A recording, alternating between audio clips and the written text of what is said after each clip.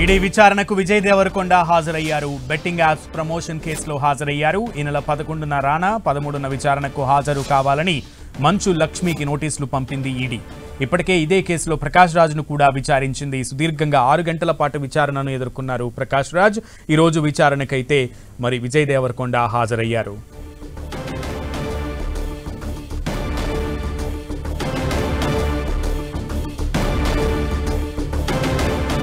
ED విచారణకు betting apps promotion కేసులో వివరణ ఇవ్వడానికి విజయ్ దేవరకొండ హాజరయ్యారు. పూర్తి సమాచారం మా ప్రతినిధి సునీల్ అడిగి తెలుసుకుందాం. సునీల్, బెట్టింగ్ యాప్ ప్రమోషన్ కేసులో ఎన్ఫోర్స్మెంట్ డైరెక్టర్ కార్యాలయం ముందు కొద్దిసేపటి క్రితమే హీరో విజయ్ దేవరకొండ విచారణకు హాజరు కావడం. విచారణకు వచ్చినటువంటి సమయంలో అన్ని వివరాలు తీసుకొని తాము వచ్చినాక అంటే విచారణ అంతా కూడా కంప్లీట్ అయిన తర్వాత మీడియాతో ఖచ్చితంగా మాట్లాడతానంటూ కూడా విజయ్ దేవరకొండ మీడియాతో మాట్లాడి లోపలికి వెళ్ళిపోయినటువంటి పరిస్థితి మనం చూడొచ్చు. ప్రస్తుతం అతనితో పాటు కొంతమంది తన సహచరులు కూడా వచ్చారు, కానీ లోపలికి మాత్రం కేవలం విజయ్ దేవరకొండ ఒక్కరిని మాత్రమే లోపలికి అనుమతించడం జరిగింది. ప్రస్తుతం విజయ్ దేవరకొండని మరి కాసేపులోనే పూర్తిగా ఎన్ఫోర్స్మెంట్ డైరెక్టర్ అధికారులు బెట్టింగ్ యాప్ ప్రమోషన్ సంబంధించినటువంటి కేసులో అన్ని ఆధారాలు కూడా రాబట్టే అవకాశం ఉంది. గతంలో చేసినటువంటి బెట్టింగ్ యాప్ ప్రమోషన్ ఏ విధంగా చేశారు, ఏ విధంగా డబ్బులు ట్రాన్సాక్షన్ జరిగింది, ఏ విధంగా ఒప్పందాలు చేసుకున్నారు, వీటన్నిటికి సంబంధించిన అంశాలపై కూడా ఈడీ అధికారులు పూర్తిగా ఊపిలాగే అవకాశం ఉంది. సాయంత్రం వరకు కూడా మనం చూడొచ్చు. గత విచారణలో అటు నటుడు ప్రకాష్ రాజ్ ని సుదీర్ఘంగా 6 గంటల పాటు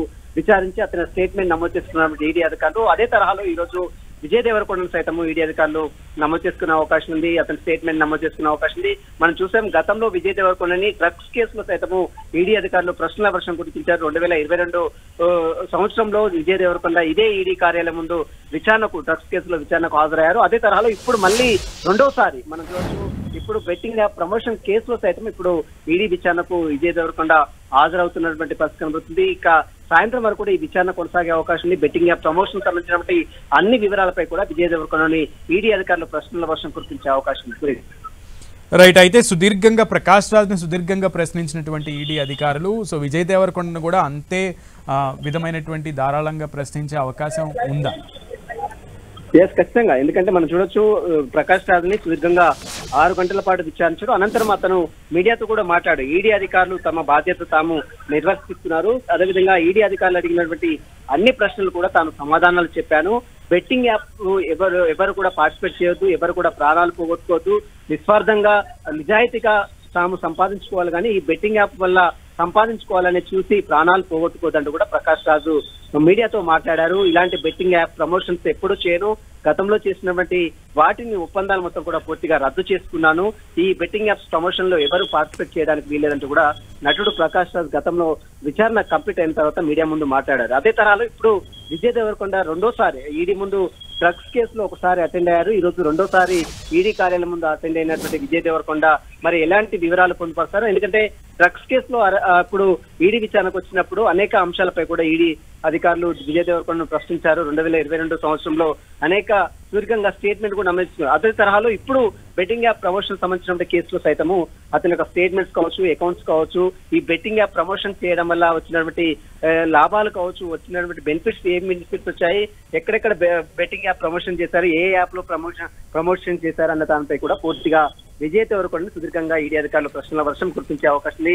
సాయంత్రం వరకు కూడా ఈ బెట్టింగ్ యాప్ ప్రమోషన్ సంబంధించిన కేసులో ఈడీ అధికారులు విజయ్ దేవరకొండను ప్రశ్నించే అవకాశం ఉంది. మనం చూడొచ్చు, బెట్టింగ్ యాప్ ప్రమోషన్ వల్ల తెలంగాణ రాష్ట్రంలో కావచ్చు, యావత్ అన్ని రాష్ట్రాల్లో కూడా చాలా మంది డబ్బులు పోట్టుకొని అర్ధాంతరంగా ప్రాణాలు కోల్పోతున్నటువంటి నేపథ్యంలో తెలంగాణ పోలీస్ శాఖ ఈ బెట్టింగ్ యాప్ ప్రమోషన్ సంబంధించిన విషయంలో చాలా సీరియస్ అయింది.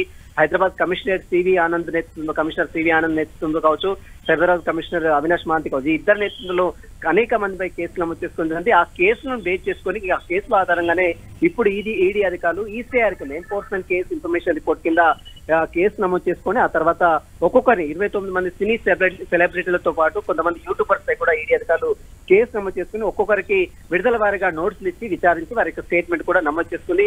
ఇలాంటి బెట్టింగ్ యాప్ వల్ల వారందరూ కూడా prevention of money laundering act ఉల్లంఘనకు పాల్పడ్డారన్నటువంటి ప్రధాన అభియోగాలతోనే ఈడీ అధికారులు ఈసీఆర్ నమోదు చేసి విచారణ అయితే కొనసాగిస్తుంది. ఇందులో భాగంగానే ఈ రోజు హీరో విజయ్ దేవరకొండ ఈ రోజు ఈడీ విచారణకు హాజరయ్యారు. తర్వాత మంచు లక్ష్మి కావచ్చు, ఆగస్టు 13వ తేదీన మంచు లక్ష్మి ఈడీ విచారణకు హాజరుకోవాలని చెప్పారు.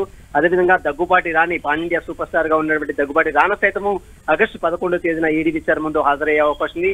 మొత్తం మీద సినీ సెలబ్రిటీల చుట్టూ మాత్రము ఈడీ ఉచ్చు బిగిస్తుందనేది ఖచ్చితంగా చెప్పాల్సిందే సునీల్.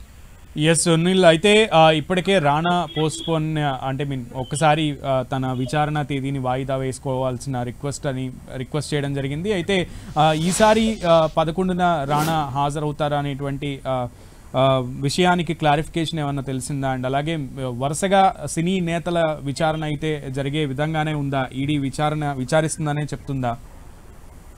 ఎస్, ఖచ్చితంగా. ఎందుకంటే గత విచారణ హాజరు కావాలని గతంలోనే దగ్గుబాటి రానాకు నోటీసులు సర్వ్ చేశారు. కానీ ముందస్తు బిజీ షెడ్యూల్ వల్ల తాను విచారణకు హాజరు కాలేకపోతున్నాను, తనకు మరొక డేట్ ఇవ్వాలంటూ కూడా దగ్గుబాటి రానా ఈడీ అధికారులకు ఒక మెయిల్ ద్వారా తన సమాచారాన్ని అందించిన పరిస్థితి కనిపిస్తుంది. దీన్ని కన్సిడర్ చేసినప్పుడు రానా ఇచ్చినటువంటి మెయిల్ ని కన్సిడర్ చేసినటువంటి ఈడీ అధికారులు ఖచ్చితంగా ఆగస్టు 11వ తేదీన ఖచ్చితంగా ఈడీ ముందు తమ బెట్టింగ్ యాప్స్ ఎక్కడెక్కడ బెట్టింగ్ యాప్స్ ప్రమోషన్ చేశారో వాటికి సంబంధించిన వివరాలతో పాటు ఆ బెట్టింగ్ యాప్ ప్రమోషన్ చేయడం వల్ల వచ్చినటువంటి లాభాలకు సంబంధించినటువంటి బ్యాంక్ ట్రాన్సాక్షన్స్ ఏ విధంగా చెక్ రూపంలో జరిగిందా, అది బ్యాంక్ ట్రాన్స్ఫర్ జరిగిందా, ఏ విధంగా జరిగింది, వాటిపై కూడా పూర్తి వివరాలు సమర్పించాలంటూ కూడా దగ్గుబాటి రానాకు మరొకసారి ఈడీ అధికారులు నోటీస్ సర్వ్ చేశారు. ఈ నెల 11వ తేదీన దగ్గుబాటి రానా విచారణకు హాజరు కావాలంటూ కూడా మరొకసారి సునీల్, ప్రకాష్ రాజ్ ముందు ఎన్ని ప్రశ్నావళి ఎంత ఉంచారు, ఇప్పుడు అలాగే విజయ్ దేవరకొండ ముందు ప్రశ్నావళి ఎంత ఉంచే అవకాశం ఉంది, దాని గురించి ఏమైనా డీటెయిల్స్ బయటకు వచ్చాయా? ఎస్, ఖచ్చితంగా. ఎందుకంటే మనం చూడొచ్చు ప్రకాష్ రాజు విచారణ కంప్లీట్ అయిన తర్వాత ఎలాంటి ప్రశ్నలు అడిగారు, తాము ఎలాంటి సమాధానాలు చెప్పారు అన్న వివరాలపై కూడా ప్రకాష్ రాజ్ కొన్ని విషయాలపై కూడా క్లారిటీ ఇవ్వడం జరిగింది.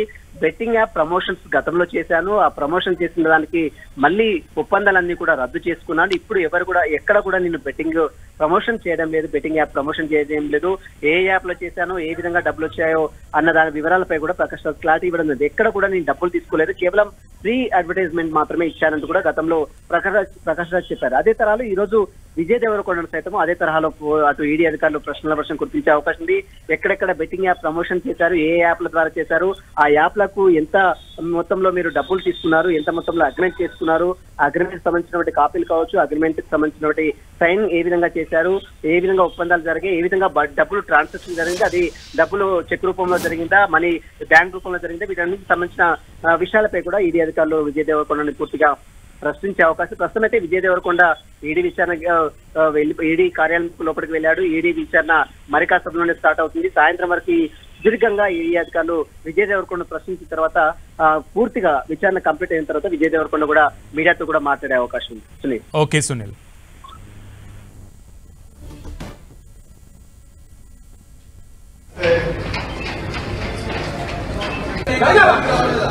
అన్ని తీసుకొచ్చారా?